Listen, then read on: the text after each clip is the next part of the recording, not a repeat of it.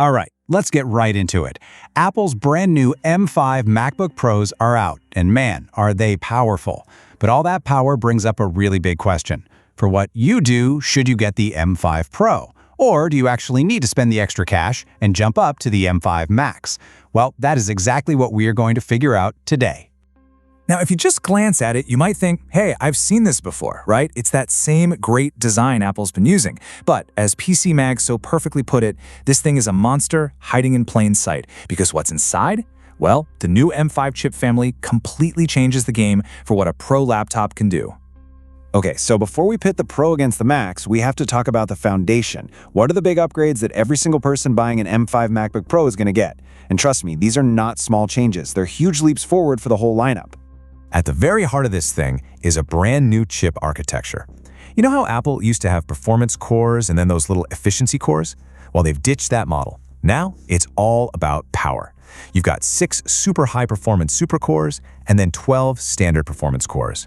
The whole point is to give you intense, sustained power that just doesn't quit. And yeah, that new design, it delivers. We are talking about a 30% jump in raw CPU speed compared to the last generation.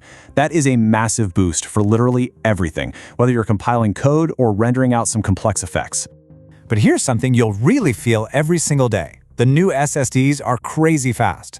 We're talking twice as fast as before, hitting speeds of 14.5 gigabytes per second. So all those huge video files you're moving around or loading up massive project assets, it's all going to feel practically instant. And to round it all out, your connection to the outside world gets a huge upgrade too. You're now getting Wi-Fi 7 and Bluetooth 6. This just means your wireless connection is going to be faster and way more solid, which, let's be honest, is absolutely essential these days. Okay, so with that awesome new baseline set, let's get to the main event. This is the core of the decision, right? Where do the M5 Pro and the M5 Max actually split off from each other? And more importantly, what does that mean for you? Now this is what's so fascinating. Look at that first line. The CPU is identical. You get that same monster 18-core processor whether you go Pro or Max. The real difference is all about graphics and memory. The M5 Max just doubles down on everything else. You get double the GPU cores, double the max RAM, all the way up to a wild 128 gigs, and double the memory bandwidth. Think of that bandwidth like a giant freeway for data. The Max just has twice as many lanes, so it can feed that beast of a GPU with no traffic jams. Specs on a page are one thing, but how does all this power actually translate to the apps you're using every single day? Let's take a look at how this stuff actually plays out in the real world. You know, for video editors, the choice here is pretty straightforward. If your whole world is 4K, and I mean even complex projects with multiple 4K streams, color grades, effects, the M5 Pro is an absolute workhorse. It'll handle it, no problem. But the second you step into 8K footage, or you're working with red raw files, or maybe you live in After Effects and do a ton of heavy GPU-intensive rendering, that's when the M5 Max stops being a luxury and becomes totally essential.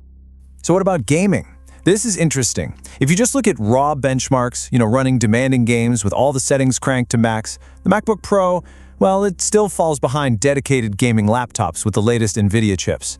You can see it right here, kind of struggling to keep pace. But that is definitely not the whole story.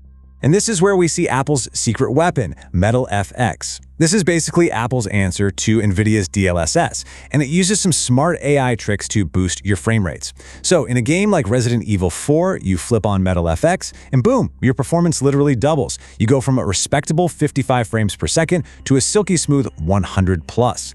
For games that are optimized for it, this makes the MacBook Pro a seriously capable gaming machine. But honestly, the single biggest, clearest reason to get the M5 Max? It's not video, it's not gaming, it's AI and machine learning.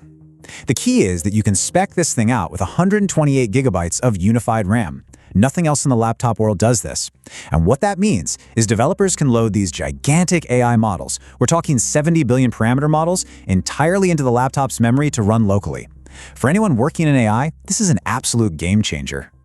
So let's bring it all home. This isn't really about which chip is better in a vacuum. It's about which chip is the right tool for your specific job. And this chart really lays it all out. Look, for the vast majority of pros out there, people doing 4K videos, software development, all kinds of photography, music production, the M5 Pro is more than enough power. It's a beast. The M5 Max is really a specialist's tool. You only go for it if you're in that top tier of users, working with 8K video, doing heavy GPU-based 3D rendering, or, and this is the big one, if you're that AI developer who needs that insane 128 gig memory ceiling. The power here is just undeniable, right? Both the M5 Pro and the Max are a massive leap forward. So the final question really comes down to timing. With this much performance on the table right now, do you jump in and get the upgrade? Or do you hold out for what's rumored to be just over the horizon, that big redesign that could finally bring an OLED screen to the MacBook Pro? Now that's a tough one to think about.